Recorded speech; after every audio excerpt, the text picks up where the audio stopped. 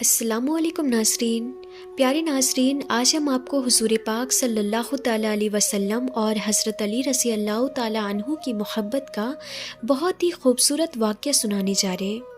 ناظرین، ایک مرتبہ حضور نبی کریم صلی اللہ تعالیٰ علیہ وسلم کو سخت فاقے کی نوبت آ گئی، جس کی خبر حضرت علی رضی اللہ تعالیٰ عنہ کو ہو گئی۔ پھر وہ کسی کام کی تلاش میں نکلے تاکہ کھانے کی کسی چیز کا انتظام ہو جائے اور وہ اسے حضور کی خدمت میں پیش کر دے۔ چنانچہ وہ ایک یہودی کے باغ میں گئے اور پانی کے 17 ڈول نکالے اور ہر ڈول کے بدلے میں ایک کھجور طے ہوئی۔ یہودی نے اپنی تمام قسم کی کھجوریں حضرت علی رضی اللہ تعالیٰ عنہ کے سامنے رکھ دی اور بولا کہ اس میں سے جو چاہیں لے لیں۔ چنانچہ حضرت علی رضی اللہ تعالیٰ عنہ نے 17 کھجوریں لے لی اور جا کر حضور اکرم صلی اللہ تعالیٰ علیہ وسلم کی خدمت میں پیش کر دیے۔ پھر حضور پاک صلی اللہ تعالیٰ علیہ وسلم نے پوچھا کہ اے ابو الحسن، تمہیں یہ کھجوریں کہاں سے مل گئی؟ تو حضرت علی رضی اللہ تعالیٰ عنہ نے کہا کہ یا رسول اللہ صلی اللہ تعالیٰ علیہ وسلم، مجھے آپ کے سخت فاقے کی خبر ملی تو میں کسی کام کی تلاش میں نکلا تاکہ آپ کے لیے کھانے کی کوئی چیز کا انتظام کر سکوں۔ پھر حضور پاک صلی اللہ تعالیٰ علیہ وسلم نے فرمایا، کیا تم نے ایسا اللہ اور اس کے رسول کی محبت کی وجہ سے کی ہے؟ تو حضرت علی رضی اللہ تعالیٰ عنہ نے کہا کہ جی ہاں یا رسول اللہ صلی اللہ تعالیٰ علیہ وسلم۔ حضور صلی اللہ تعالیٰ علیہ وسلم نے فرمایا، جو بندہ بھی اللہ اور اس کے رسول سے محبت کرتا ہے، فکر و فاقہ اس کی طرف سے اس سے بھی تیزی سے آتا ہے جتنی تیزی سے پانی کا سیلاب ڈھلان کی طرف جاتا ہے۔ لہٰذا جو اللہ اور اس کے رسول سے محبت کرے تو اسے چاہیے کہ وہ بلا اور آزمائشوں کے لیے ڈھال اختیار کر لے۔ ایک دن حضرت علی رضی اللہ تعالیٰ عنہ کے پاس کھانے کو کچھ نہ تھا۔ جب یہ بھوک کی شدت سے بےتاب ہو گئے تو کام کی تلاش میں نکلے۔ یہ ایک باغ کی بیوہ مالکن کے پاس پہنچے اور فرمایا، میں غریب مزدور ہوں، کیا تم اپنا باغ سیراب یعنی سینچائی کروانا چاہتی ہو؟ جو معاوضہ تم مجھے دو گی وہ قبول ہوگا۔ اس نے کہا کہ ہاں، مجھے باغ میں ایک پانی دینے والے کی ضرورت ہے۔ تو حضرت علی رضی اللہ تعالیٰ عنہ تمام رات اس باغ کو پانی دیتے رہے۔ جب فجر کا وقت ہوا تو آپ نے کام بند کر دیا۔ اس عورت نے آپ کو کچھ کھجوریں رات بھر کی اجرت یعنی مزدوری کے سلسلے میں پیش کی۔ آپ نے انہیں قبول کر لیا۔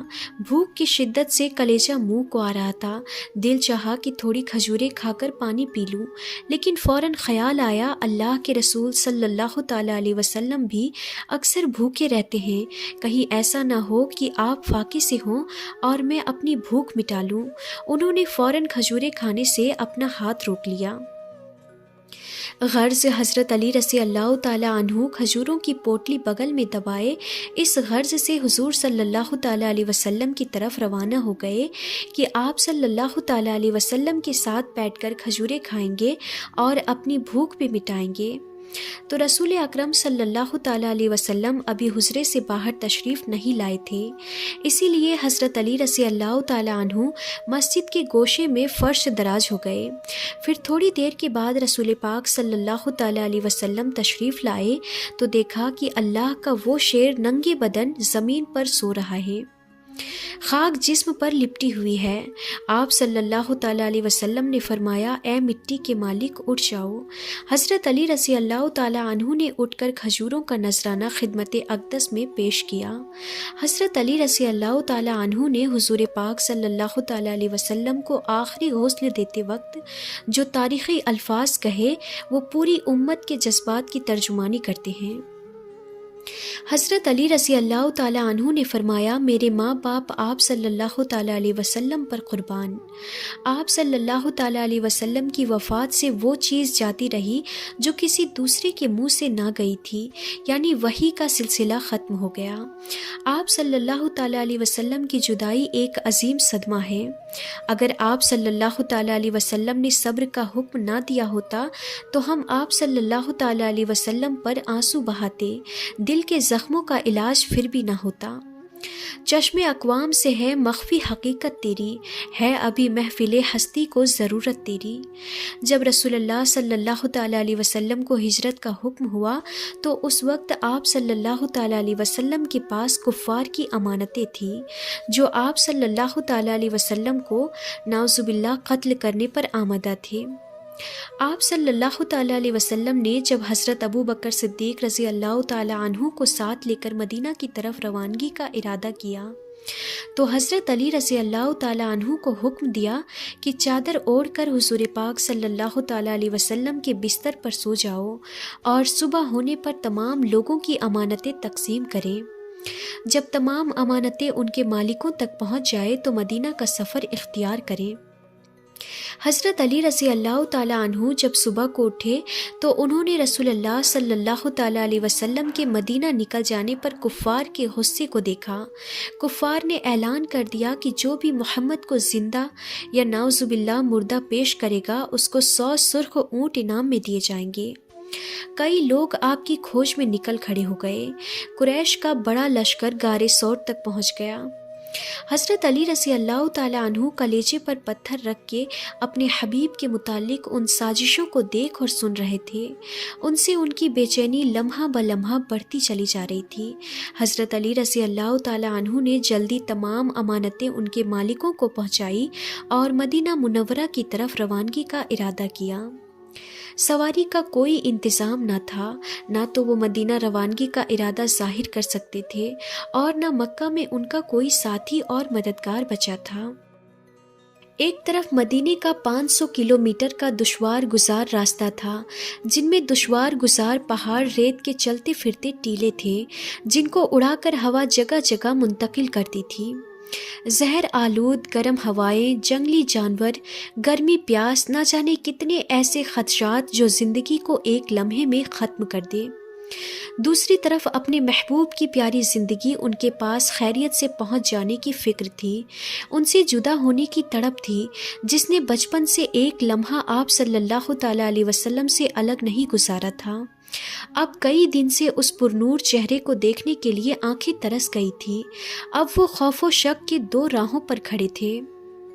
خوف کہتا کہ یثرب کی طرف اکیلا نہ چل، شوق کہتا تو مسلم ہے بے باک نہ چل۔ غرض ان کا شوق خوف پر غالب آ گیا اور وہ تنے تنہا مدینے کی طرف چل پڑے۔ بس ایک برہنہ تلوار ان کی ساتھی اور مددگار تھی۔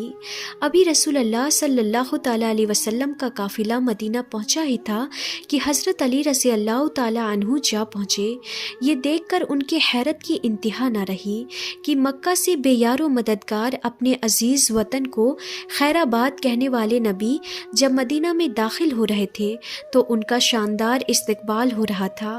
اسلام کے متوالے خوشی سے جھوم رہے تھے، نوجوان لڑکیاں دف بجا بجا کر نعت پڑھ رہی تھی۔ لوگوں نے حضرت علی رضی اللہ تعالیٰ عنہ کو دیکھا تو ان کی خوشی دوبالا ہو گئی۔ حضرت علی رضی اللہ تعالیٰ عنہ سے چلا نہیں جا رہا تھا۔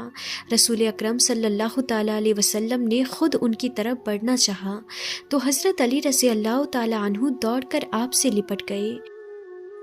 پھر آپ صلی اللہ تعالیٰ علیہ وسلم نے ان کی حالت کو دیکھ کر فرمایا کہ اے علی، یہ تمہارا حال کیا ہو گیا ہے؟ پیر سوجے ہیں، رنگ جھلس کر سیاہ ہو گیا ہے، کمزوری سے کھڑا نہیں ہوا جا رہا ہے اور ہونٹوں پر خشکی کی پرتیں جمی ہوئی ہے، تم تو بات بھی نہیں کر سکتے۔ عرض کیا کہ یا رسول اللہ صلی اللہ تعالیٰ علیہ وسلم، 12 دن سے لگاتار سفر کر رہا ہوں، رات کو سفر کرتا تھا اور دوپہر کو ریت کے ٹیلوں کی آڑ میں چھپا رہتا تھا۔ چلتے چلتے جب آپ کا خیال آتا تو بھاگنا شروع کر دیتا۔ رسول اکرم صلی اللہ تعالیٰ علیہ وسلم نے فرمایا، اے علی، کاش تم چند دن تک مکے میں اور ٹھہرتے اور اطمینان سے سواری کا انتظام کر کے آتے۔ عرض کیا کہ یا رسول اللہ صلی اللہ تعالیٰ علیہ وسلم، میں نے سوچا تھا مگر مجھ سے صبر نہ ہو سکا، ایک لمحہ بھی آپ کی جدائی برداشت نہ کر سکا۔ میں قربان جاؤں تمام صحابہ کرام پر جو حضور پاک صلی اللہ تعالیٰ علیہ وسلم کے اشارے پر اپنی جان قربان کر دیتے تھے۔ اللہ تعالی ہمیں بھی ایسا عشق نصیب فرمائے، آمین۔ تو ناظرین، آج کی اس ویڈیو میں بس اتنا ہی۔ ہم پھر ملتے ہیں ایسے ہی انفارمیٹیو ویڈیوز کے ساتھ، تب تک کے لیے خدا حافظ۔